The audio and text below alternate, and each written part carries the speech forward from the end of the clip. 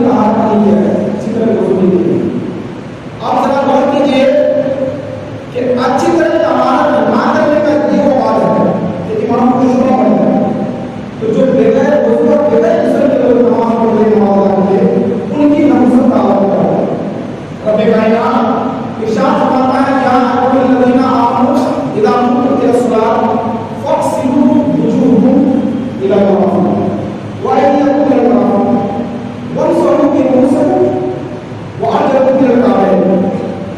اے ایمان والے جب نماز ادا کرنا چاہو فاغسلوا وجوہکم اپنے چہرے کو دھو وایدیکم الی المرافق اپنے ہاتھوں کو انگلیوں تک دھو وامسحوا برؤوسکم اپنے سر پر مسح کرو اور وارجلکم الی الکعبین اپنے پیروں کو ٹخنوں تک دھو.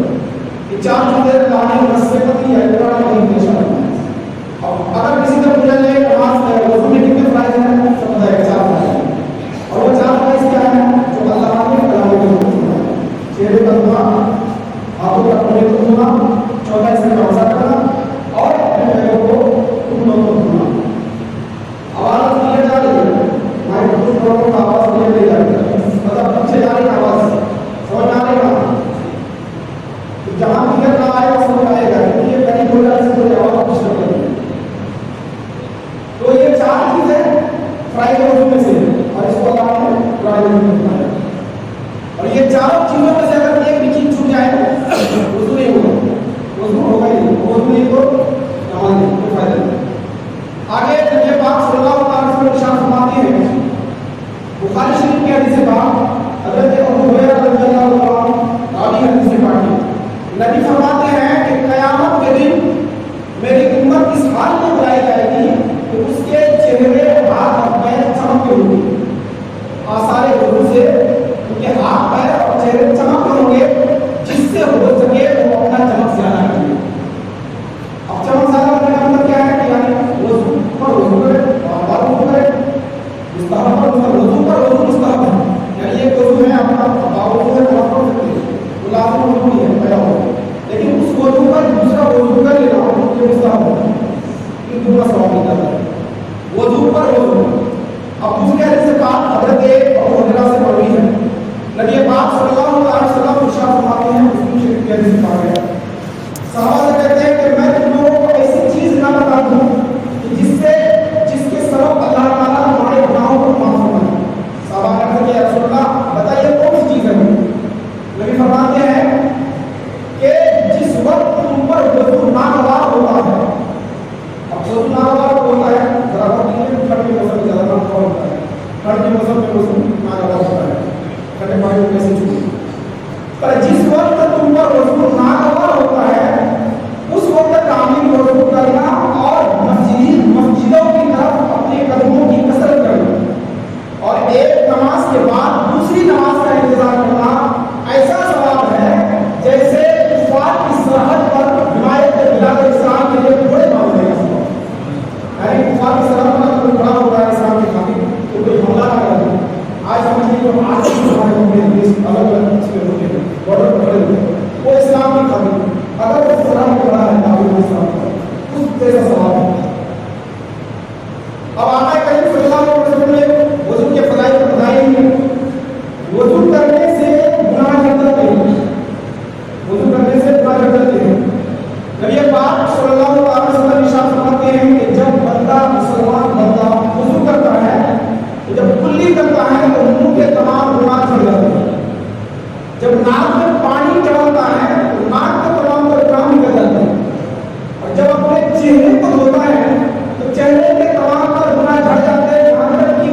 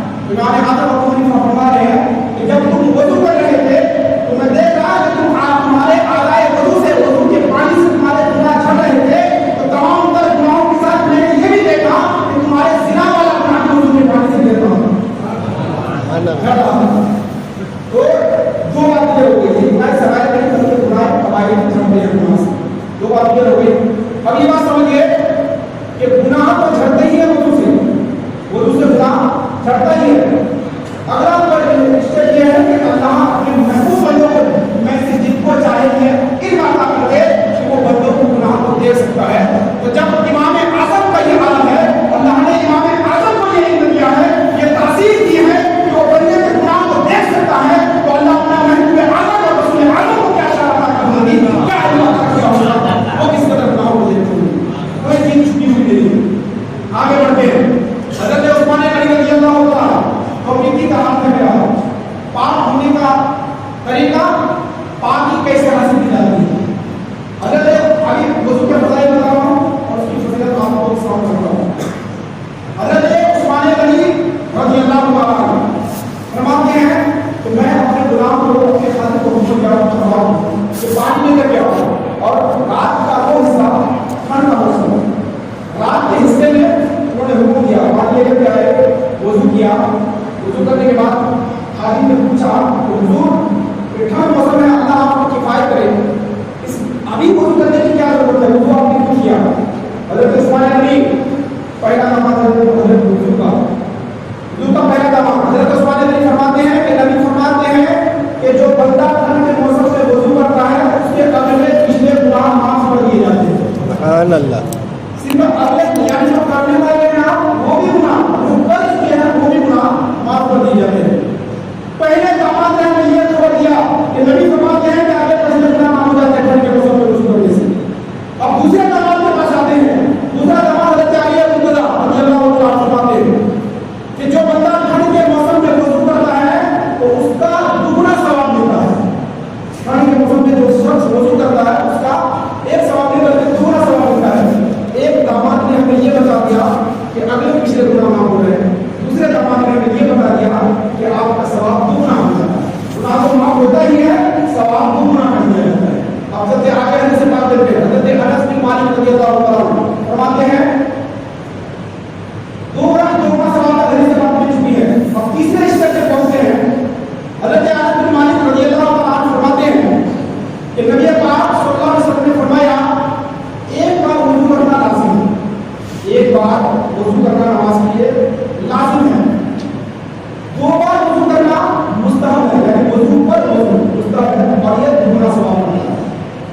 دگنا ثواب مل گیا۔ اگلے مشکل میں فرماتے ہیں حضرت انس بن مالک کے نبی فرماتے ہیں کہ جس نے ایک بار وضو کیا وہ لازم ثواب ہے، جس نے دو مرتبہ وضو کیا دگنا ثواب پایا، اور جس نے تیسری مرتبہ وضو کیا وہ میری اور انبیاء کی طرح وضو کیا۔ اب جو چاہے کہ نبی کی طرح وضو کرے یا انبیاء کی طرح وضو کرے وہ تیسری بار وضو کرے۔ ایک بار وضو کرنا سنے، دو بار کرنا سنے، تیسری بار وضو کیجیے، یہ تیسری بار وضو کی طرح بنے گا، انبیاء کی طرح اور نبی کی طرح وضو کریں۔ اگلی حدیث پاک سنیے، حضرت ابو ہریرہ مسلم شریف کی حدیث پاک، حضرت عمر فاروق اعظم رضی اللہ عنہ فرماتے ہیں کہ نبی نے فرمایا کہ جو شخص وضو کرے، وضو کرنے کے بعد پڑھے اشہد ان لا الہ الا اللہ واشہد ان محمدا عبدہ ورسولہ، جو شخص وضو کرنے کے بعد ان کلمات کو پڑھتا ہے اللہ تبارک و تعالیٰ جنت کے آٹھوں دروازوں کے لیے کھول دیتا ہے، جس دروازے سے چاہے وہ داخل ہو سکتا ہے۔ سمجھ آ رہی ہے کیا پڑھنا ہے آپ کے بعد؟ اشہد ان لا الہ الا اللہ واشہد ان محمدا عبدہ ورسولہ، یہ کلمات آپ کو ضرور پڑھنا ہے، اللہ اس کی بہت بڑی فضیلت ہے۔ اب دیکھیے طہارت کی دو قسمیں ہیں، طہارت کی دو قسمیں ہیں، طہارت صغریٰ، طہارت کبریٰ۔ طہارت کبریٰ غسل ہے اور طہارت صغریٰ وضو ہے۔ جن چیزوں سے غسل ختم ہوتا ہے اس کو حد سے اکبر کہتے ہیں، اور جن چیزوں سے وضو لازم آتا ہے اس کو حد سے اصغر کہا جاتا ہے۔ چھوٹے چیزیں جو جس سے وضو ہو جاتا ہے، پیشاب کرنے گئے آپ، ہوا کا خارج ہونا، اس طرح کی چیزیں، یہ حد سے اصغر میں آتا ہے، اس سے صرف وضو کرنا ہے۔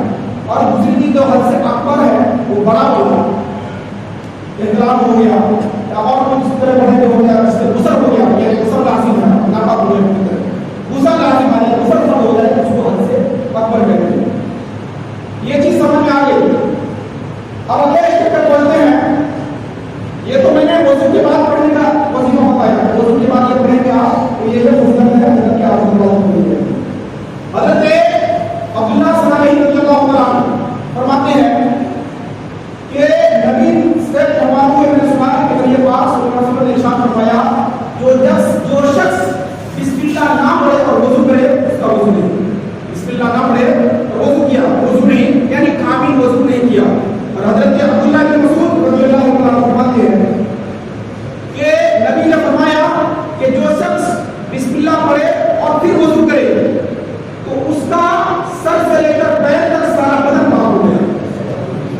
بسم اللہ پڑھ کر کے وضو کرے تو سب سے لے کر پورا بدن پاک ہو گیا. اور فرماتے ہیں کہ نبی نے فرمایا کہ جو بغیر بسم اللہ کے وضو کیا اس کا صرف وہی اعضا پاک ہوا جس اعضا کو پانی بہائے. یعنی جو اعضا وضو نہیں پاک ہوا پورا بدن پاک نہیں ہوا یا جسم پاک. اگلے اسٹیپ پہ پڑھتے ہیں باوضو شخص مرنے والا شہید کا درجہ پاتا ہے. حدیث پاک میں آتا ہے کہ جو شخص باوضو مرتا ہے تو شہید کا درجہ پاتا ہے. اب نبی پاک صلی اللہ علیہ وسلم کا ارشاد پاک ہے کہ نبی پاک صلی اللہ علیہ وسلم وضو کیے اور وضو کا بچا ہوا پانی حضور کھڑے ہو کر کے نوش فرمائے. جو وضو پانی بچ گیا اس کو کھڑے ہو کر کے نوش فرمائے اور فرمایا کہ وضو کے بچے ہوئے پانی جو شخص پی لے گا اللہ تبارک و تعالیٰ اس کے 70 مرض کو سے شفا عطا فرمائے گا. ایک دو مرض نہیں بلکہ 70 مرض وضو کے بچے ہوئے پانی کو کھڑے ہو کے پی لے گا. نہ جانے کتنے امراض ہوتے ہیں ہمارے جسم میں, جسم میں ان امراض میں سے 70 گنے کا شفا اسی میں ہے کہ بچا ہوا پانی بچا پی. اور آج کا زمانہ کیا ہے, آج تو ہم ٹوٹی میں وضو کرتے ہیں. اس کا حکم کیسے بیان کیا جائے؟ وضو تو کر لیے, جتنا پانی چاہیے آپ وضو کر لیے, اس کے بعد پورا پانی ٹنکی میں ہے. اس کی صورت تو یہ بھی کر سکتی ہے کہ آپ جو وضو کر رہے ہیں ٹوٹی سے وضو کر لیے, اس کے بعد یہ پورا ٹنکی میں پانی بچا ہوا ہے تمام تر وضو کا ہی پانی بچا ہوا ہے. ان میں سے آپ تھوڑا پی لیجیے. ان فضائل کا آپ 70% شامل ہے.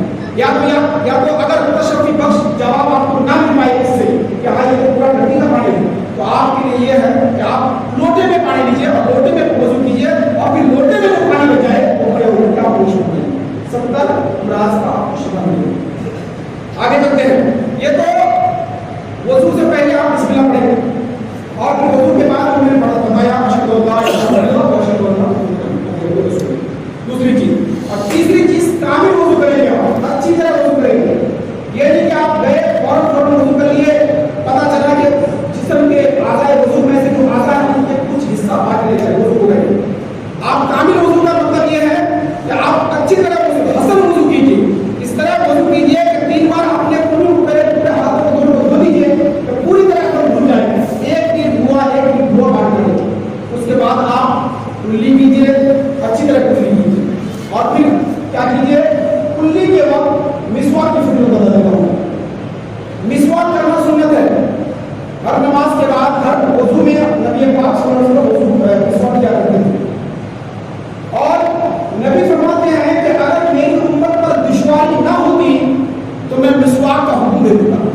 وضو میں مسواک کا حکم یعنی فرض ہو جاتا ہے. دشواری کی وجہ سے حکم نہیں دیا, لیکن یہ سنت چیزیں ہیں.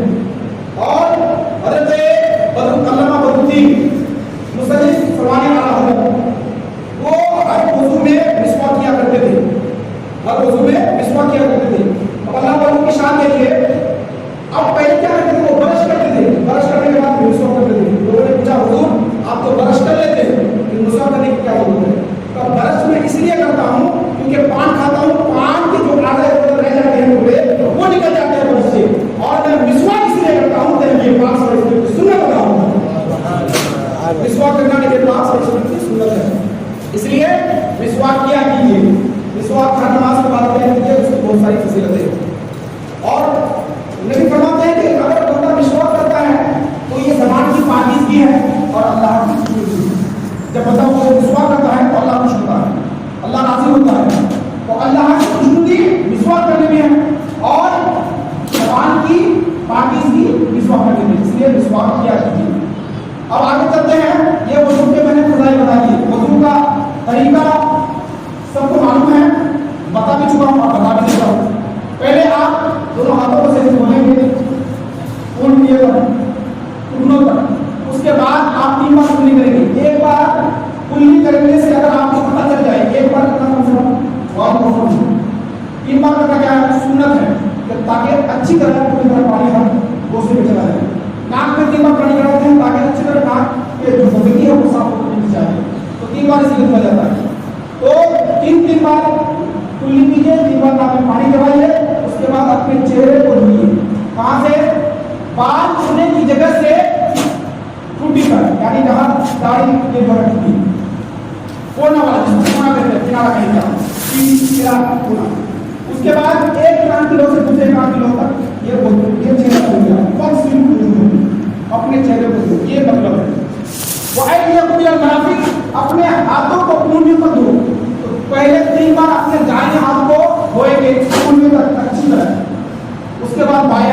यहीं तक गुजरेंगे। वमसहू बिरुऊसिकुम, उसके बाद अपने सर का मसा करेंगे। सर का मसा करने का तरीका मैं बता चुका हूं। अपने छोटी जो फिंगर है उनको उसके बाद दो उंगली को बीच वाली तक मिलाएंगे और मिलाने के बाद सर के ऊपर वाले हिस्से में लेके जाएंगे आप। वमसहू बिरुऊसिकुम अपने लेके जाएंगे नीचे तक। फिर उसके बाद हथेली को कान के ऊपर वाले हिस्से से लेके आएंगे। उसके बाद शहादत की उंगली को कानों के सुराखों में रखेंगे और कानों के सुराखों में घुमा देंगे।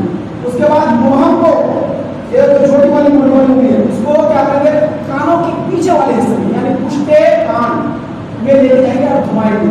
और जो आपके पुश्ते हथेली बची है, ये तो हथेली हो गई और ये पुष्ट हो गया, ऊपर वाला हिस्सा हथेली, पुष्ट कहते हैं। पीठ, पुष्ट का मतलब पीठ, पुष्टे हथेली से पीठ। इसको क्या करेंगे आप, गर्दन के पीछे वाले हिस्से से लेकर जाएंगे। गर्दन के पीछे वाले पीछे से आगे लेकर जाएंगे। ये हो गया मसा का सुन्नत तरीका। वरना अगर सिर्फ आपको फर्ज अदा करना है तो बेरुऊसिकुम कि आपने सर को मसा करो, सिर्फ अपने बालों को चौड़ाई से करने के हो जाएगा, सिर्फ चौड़ाई का सब लेके फर्ज अदा हो जाएगा। ये जो मैंने तरीका बताया सुन्नत तरीका है। अगले करते हैं, उसके बाद अपने पैरों को धोएंगे कोहनियों तक, टूलों तक धो पहले दाएं पैर धोएंगे अच्छे से। और अगर नाखून आपके बड़े बड़े हैं, पहले बात तो नाखून बड़े बड़े वाले अगर बड़े बड़े हैं और उसमें कुछ फंसे हुए हैं और उसको आपने नहीं निकाला और ऊपर के आगे और वो फंसी हुई है दिया होता है उनको नाखूनों के सुराखों तक पानी पहुंचाना जरूरी है। ये मर्दों के लिए। औरत के लिए क्या क्या चीज है, कानों अगर घुसल रहेगी तो कानों में जो सुराख है, जो झुमके पहनती है उन सुराखों तक पानी पहुंचाना है, तो घुसल नहीं होगा। नाक का जो सुराख है, नाक के सुराख में पानी पहुंचाना है, चाहे किसी जरिए से हो, किसी तरीके से हो, पानी पहुंचाना है वहां। अगर वो नथनी लगी हुई है तो नथनी को घुमाएंगे तो पानी पूरे सुराख में पहुंच जाएगी, झुमके को घुमाएंगे पानी पहुंच जाएगी। अगर वहां सुराख में पानी नहीं पहुंचा गुस्ल होगा नहीं। और वो नाक वाला मर्दों का मैं समझा दिया। आगे चलते हैं, ये हो गया पूरा वुजू का तरीका। गुस्ल करने जाने आप, गुस्ल के 3 फराइज है। कोई शख्स गुस्ल करने के लिए गया, फराइज अदा नहीं किया, गुस्ल हुआ नहीं, गुस्ल नहीं हुआ। आप लोगों को मालूम है कि जो चीजें फर्ज होती है उनके तर्क होने से चीजें फासिद हो जाती है। नमाज में जो चीज फर्ज है अगर वो छूट जाए तो नमाज फासिद। सूरह फातिहा को छोड़ देंगे नमाज फासिद, तहिय्यात को छोड़ देंगे नमाज फासिद, ये 4 दिन तक छोड़ के फासिद हो जाएंगे। तो जो चीजें फर्ज होती है तेरा छोड़ देंगे नमाज फासिद। तो वजू और गुस्ल में जो फर्ज है वो अगर छोड़ देंगे आप तो क्या हो जाएगा, फासिद हो जाएगा। कुल्ली करेंगे आप, नाक में पानी बढ़ाएंगे, दूसरा स्टेप, तीसरा स्टेप पूरे बदन पर पानी बढ़ाएंगे, पूरे बदन पर पानी बढ़ाने को भी पता है, सुराख हर एक सुराख में पानी पहुंचाना है, नाभि के सुराख में भी पानी पहुंचाना है, एक गोवा की बात करें, एक गोवा की बात करें, इस तरह गुस्ल करना है। इंसान नापाक है, एहतराम हो गया या किसी और चीज वजह से नापाक है, वो पहले क्या करेंगे, अगर निजासत कपड़े में लगी है तो निजासत को पहले पाक करेंगे। निजासत कपड़े में लगी हुई है और हम उसी कपड़े को पहन करके नहाना शुरू कर दें और वो पूरी निजासत को भेज जा रही है। अब पता चला कि जब गुस्ल करके उठ गए तो निजासत पूरी तरह घुटनों के नीचे गई ही नहीं, वो हमारे कपड़े में ही लगे हुए हैं और कपड़े में लगने के बावजूद, कपड़े में लगने की वजह से जिस्म में भी लग चुका है, गुस्ल नहीं हो। पहले क्या करेंगे, अगर निजासत कपड़े में लगी हुई है उस निजासत को आप साफ करेंगे, पाक करेंगे, निजासत को पूरी तरह धोलेंगे, निचोड़ देंगे, जिस हिस्से में लगी है निचोड़ करके फिर उस कपड़े में लाएंगे। या तो बेहतर यह है कि उस कपड़े को बदल ही दीजिए, दूसरा पहन लीजिए, दूसरी लुंगी ले लीजिए या दूसरी ले लीजिए और फिर उसको अलग से धुला लिया, निजासत वाले कपड़े उसको अलग से धुला लिया, फिर इसमें नहाइया। अब होता यह है कि अगर निजासत सूखी हुई है, यानी एक तीसरे बंदे को या दूसरे बंदे को निजासत लगी हुई है, उनके कपड़े में लगी हुई है और वो सूखी हुई है और सूखी हुई निजासत पर हम हाथ रखती है। अब यहाँ बदमाश लेना पड़ेगा, गलत दूसरे के नाम कि हम नापाक हो गए। अगर निजासत सूखी हुई है तो आप नापाक नहीं हुई। निजासत अगर सूखी नहीं है, क्योंकि वो सूखी होने की वजह से आपके जिस्म में समाया नहीं, आपके अंदर वो अब्जॉर्ब नहीं हुआ, अंदर गया नहीं, तो अंदर गया नहीं तो आप नापाक नहीं हुई। हाँ, अगर कड़ी है, अगर वो भीगी हुई है,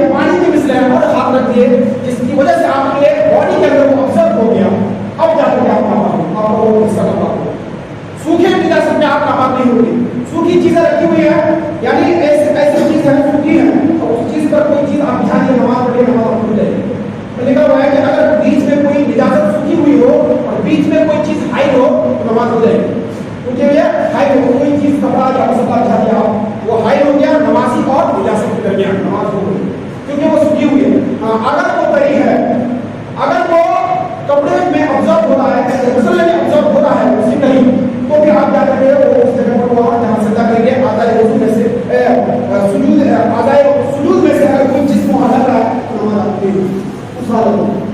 आगे चलते हैं, ये हो गया पूरा स्टेप, पाक होने का तरीका, वजू का तरीका, गुस्ल का तरीका और अच्छी तरह वजू करेंगे।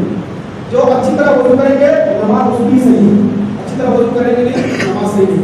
इसलिए इत्मीनान के साथ वजू कीजिए और फिर जैसे जुमा का दिन है जुमा करवाइए। और इस बताने से पहले एक और बात आप दे रहा हूँ, एक फजीलत मैं बता देता हूँ कि कब्रिस्तान के लिए जमीन वक्फ करना या कब्रिस्तान के लिए अपने माल को देना ये सदकाए जारिया में आता है। कुरान ने लिखा है कि ये सदकाए जारिया में आता है कुछ चीजें, यानी ऐसे सदकाए जारिया उस चीज को कहते हैं वो आपके मरने के बाद भी जारी रहेगी, मरने के बाद भी जारी रहेगी। ऐसी चीज आपने दी है, अब मर गए लेकिन वो चीज चल रही है, वो आप खुदा दिया, उससे पानी निकल रहा है, लोग पी रहे, आप मर गए इंतकाल कर गए लेकिन वो पानी लोग पी रहे हैं, इसको कहते हैं सदकाए जारिया, इसका सवाब आपको मिलता है सदकाए जारिया। इस तरह की बहुत सारी चीजें हैं, इन्हीं में से सदकाए जारिया में से कब्रिस्तान के लिए जमीन वक्फ करना, कब्रिस्तान के लिए अपना माल को देना, ये सदकाए जारिया है, क्योंकि ये दाईमी तौर पर इंसानियत के लिए, बशरियत के लिए, मुसलमानों के लिए एक मसले रहा, यानी एक जरिया है, क्योंकि वहाँ लोग मुसलमानों की जरूरत है पूरी होती है, यानी इंसान के लिए वहाँ बनाया जाता है।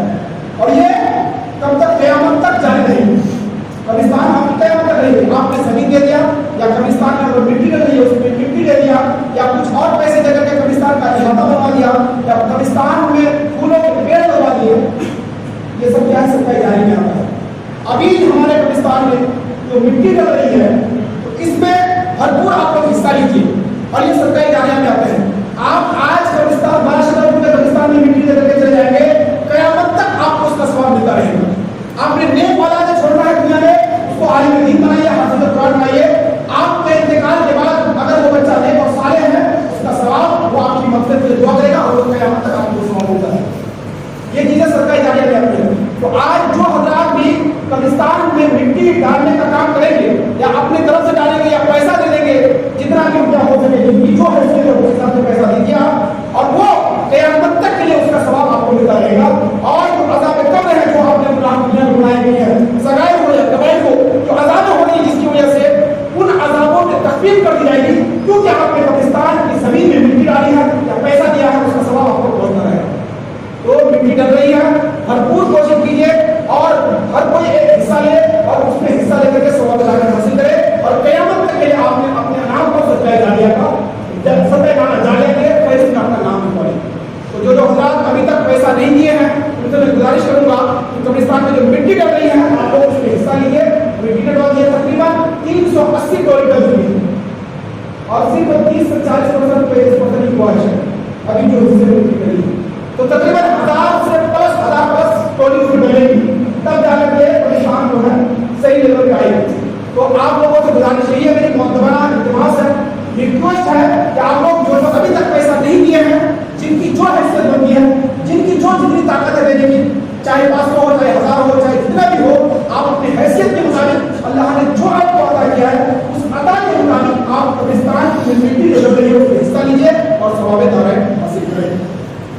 और जिन जिन हज़रात के पास मास्टर साकिर है, सलीम है, फखरे आलम है और मुन्ना टेलर है, 4 लोगों के पास रसीदें है, तो इन 4 लोगों से आप रब्ता कीजिए, उनके पास रसीदें भी करवा सकते हैं, आप रसीद ले सकते हैं, उनके पास पैसे जमा कीजिए, रसीद दीजिए, या फिर आप डायरेक्टली जो है मिट्टी डलवा सकते हैं। इंशाअल्लाह अज़ीज़ अल्लाह तबारक व तआला आपकी दौलत में इजाफा फरमाएगा, आपके रिज़्क़ में बरकत अता फरमाएगा। अब अगले चैप्टर पढ़ते हैं हम जुमा के दिन बहुत सारी चीजें होती हैं जो शरीयत में माफ़ी है। पहली बात यह है कि पहला सबसे पहले बताया आपको मुकम्मल कर लीजिए, अगर सूरह को फलाह करके आएगी उसके लिए सबसे वही आएगी। दूसरी चीज, इमाम जब खुतबा के लिए अज़ान के बाद खड़े हो जाए यहाँ, उसके बाद हदीस पाक में आता है, बुखारी शरीफ की हदीस पाक है कि अगर रास्ते में कंकरी हुई है, मस्जिद में कहीं कंकरी पड़ी हुई है, उस कंकरी को भी हटा नहीं सकते आप खुतबे के दरमियान। हमारे आज तक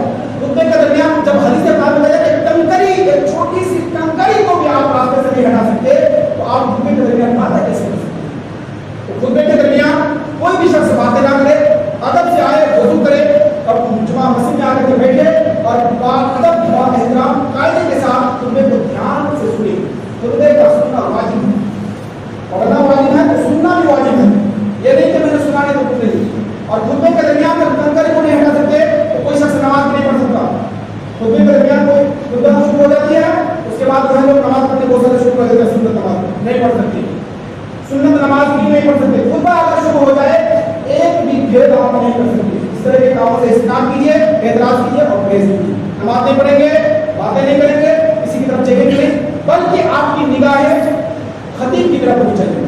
آپ کی نگاہیں کی طرف ہونی چاہیے. خطیب کہاں پر کھڑا ہو کر خطبہ دے رہا ہو, خطبہ دینے والے کی طرف آپ کی نظر ہونی چاہیے کہ ہاں خطبہ دے رہے ہیں, خطبہ پر سننا ہو. ادھر ادھر بخاری شریف میں ایک چیپٹر بنا گیا ہے, پوری طرح ایک چیپٹر بنا گیا ہے اس کا. جب امام خطبہ دے تو ہر ایک کی نظر امام کی طرف ہونی چاہیے, نظر نیچے نہیں ہونی چاہیے بلکہ امام کی طرف ہونی چاہیے.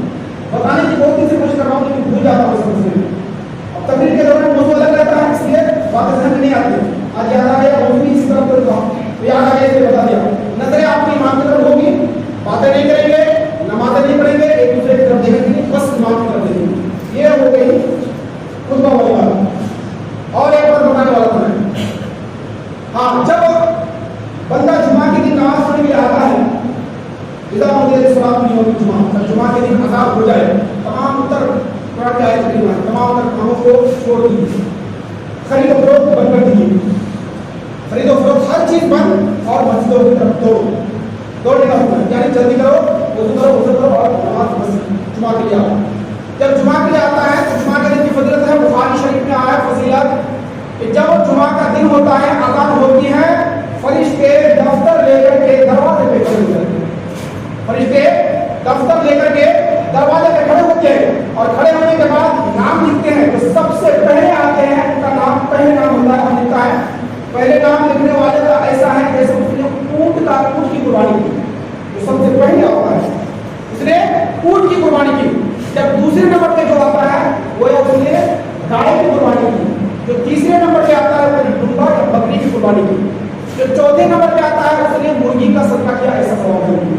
جو پانچویں نمبر پہ جو آتا ہے وہ ایسا ان کے نمایا کا ثواب نکلا جاتا ہے جیسے ان کے انڈا کا صدقہ کیا, انڈے کا صدقہ کیا, اس کا ثواب ملتا ہے. اسی حساب سے نکلتا ہے. اب آگے حدیث پاک میں آتا ہے کہ جب امام خطبے کے لیے یہاں کھڑے ہو جاتے ہیں, فرشتے اپنے دفتر کو بند کر دیتے ہیں. سمجھ میں آ رہی ہے بات؟ فرشتے اپنے دفتر کو بند کر دیتے ہیں, ڈائری بند کر دیتے ہیں. یعنی ڈائری بند کا سمجھ لینا, اگر ہم اپنے آفس میں ڈائری بند کر لیں تو ابھی کوئی وہاں نہیں چلے گا, کسی کا نام نہیں چلے گا, کون کیا لے رہا ہے, کون کیا کر رہا ہے, پیسہ ویسا کچھ بھی نہیں چلے گا. فرشتے دفتر بند کر دیے, کاپی ڈائری بند کر دیے, اس سے مطلب اب کسی کا نام نہیں چلے گا. اب جو حضرات خطبے کے بعد آتے ہیں, یعنی 5 وقت کی نماز سے دور کی بات, ایک دن جمعہ کا دن تمام دنوں کا سردار ہے. جمعہ کے دن تمام لوگ ایک طرف جمع ہوتے ہیں اور تمام طرح اس میں فضائی ہے, اس لیے جمعہ کہا جاتا ہے. جمعہ کے دن کی بہت ساری فضیلت ہے.